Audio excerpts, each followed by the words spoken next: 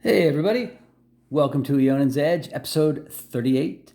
Today's review is on the Asher Knives Spiro Flipper version.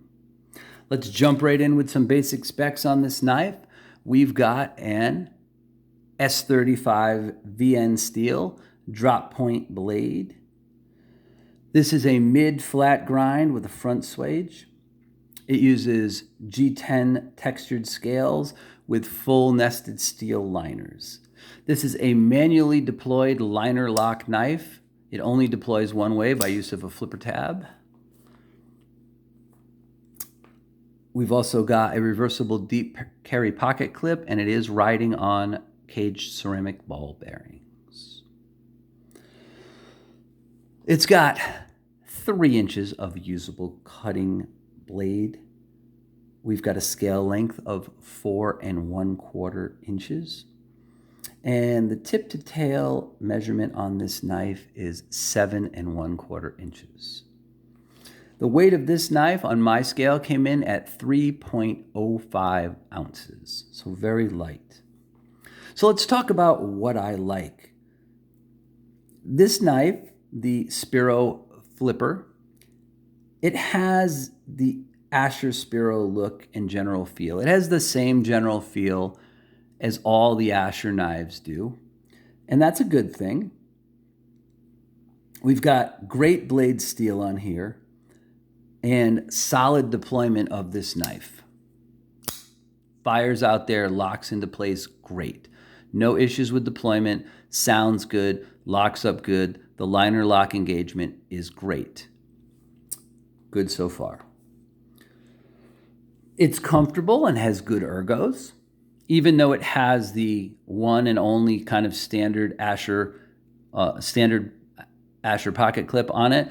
It feels pretty good where your hand placement is. You feel this clip a little bit, but overall the ergos on the knife are good. There's good room on the back here. I would say if you have really big hands, you might be off the back of this knife a little bit, but size-wise, that's the range that it's in. It is a pretty thin blade stock. So it does lend itself with this thin blade stock and this flat grind to being a very slicey knife. This is good for light to moderate cutting tasks. That's what I mostly used it for. Carried this a few days at work and then a bunch of times at home for small projects and a couple of short hikes as a backup knife. Did use it a good amount. Blade steel seems to be good, doesn't seem to have dulled easily or anything like that. I didn't even have to restrop this knife. This knife actually held up really great and was still very, very sharp when I got done using it. So they must be doing something right with the heat treats over there. Whoever's doing Asher's blades for them has got that working well because the blade has held up really good. Just like the couple of other Asher knives that use S35, and I also have one that I tested with M390. All of them held an edge really well, so I think whoever's doing their blades is doing a good job on the heat treat.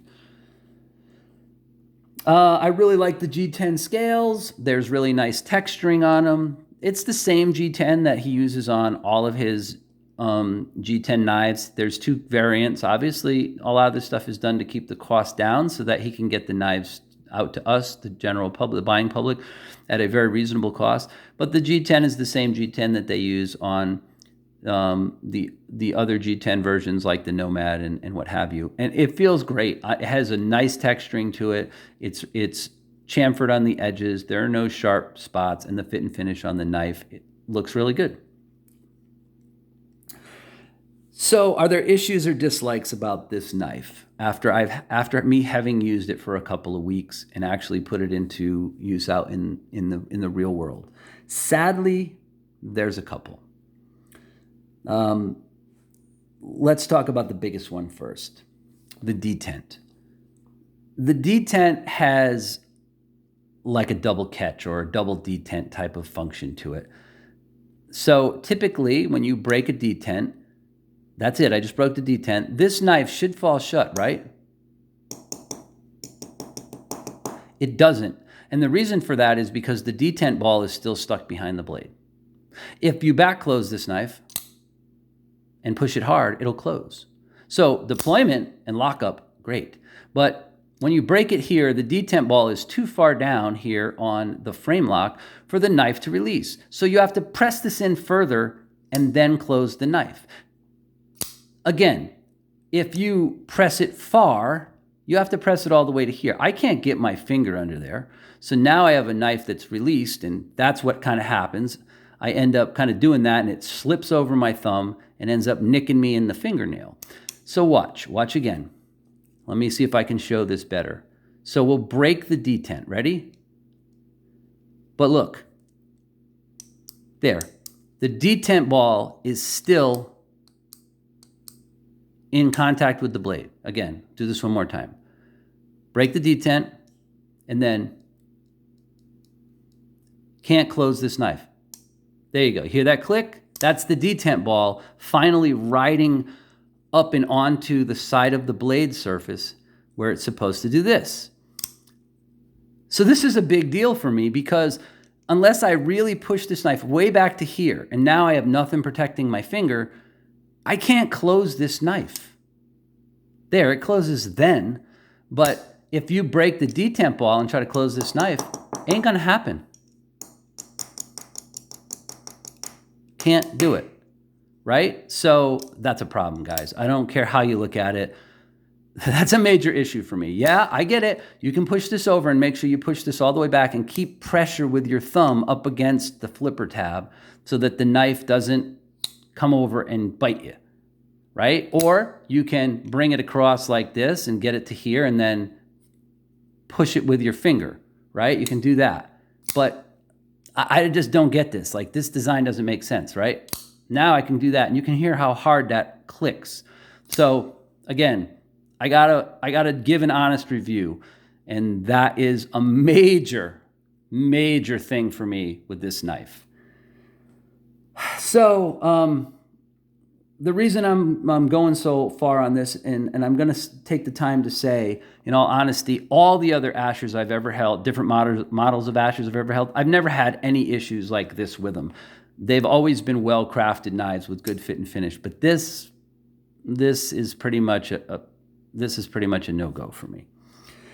So that's the main thing. And then with all these Ashers that have the stock clip, the front spoon being very high and very, very wide here in the front, it's not as bad on some other ones, but you do again feel the front of this spoon when you have the knife in your hand and you're cutting through cardboard, or you're whittling down some sticks or wood, or making some fire shavings, which is all things I try to do with these knives to test them out.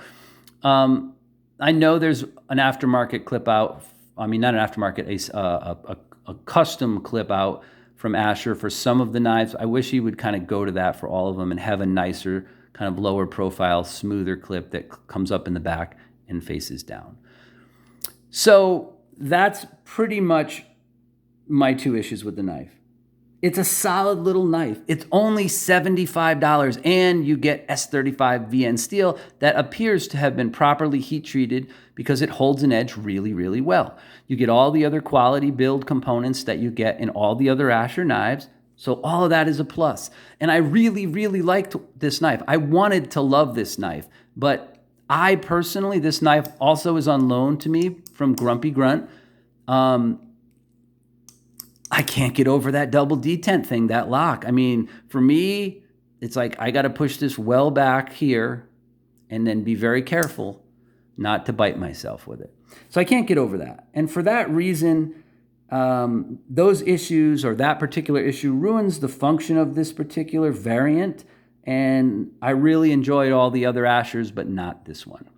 And that's a shame. I really like the company. I just feel like, man, maybe that detent ball should have been moved a little further up or a little further forward on this frame lock, and it would have eliminated this problem, because it would have broke. You want to get it to break at the same time here that the blade breaks, instead of having a big, there's the gap. Like, that's a lot of gap. So again, that's just where the detent ball is placed on the frame lock. So much to like, but for me, that's a no-go. So I really can't recommend this particular Asher unless you just want to spend the $75 and get the S35 blade and the general ergonomics, Real quick, let me show you what it looks like next to the knives that it's the most directly comparable to. It's not exactly like a bug out, obviously different deployment methods, but here's a stock Benchmade bug out right next to it. You can see it's a tiny bit smaller. And then another knife, the bug out killer itself, the Hogue Deca Gen 2 in 20CV. You can see that it's a tiny bit more handle in the back here than just because of the squareness. But they're all kind of in the same blade size, and blade stock is going to be pretty similar, a little thinner on the bug out and the Hogue. So there you go, folks. There's a size comparison. There's my thoughts on the Asher Spiro Flipper in G10. All right, if you like this, please hit the like button. Also consider subscribing to my channel so you'll get more future content. And as always, thank you for watching and stay sharp.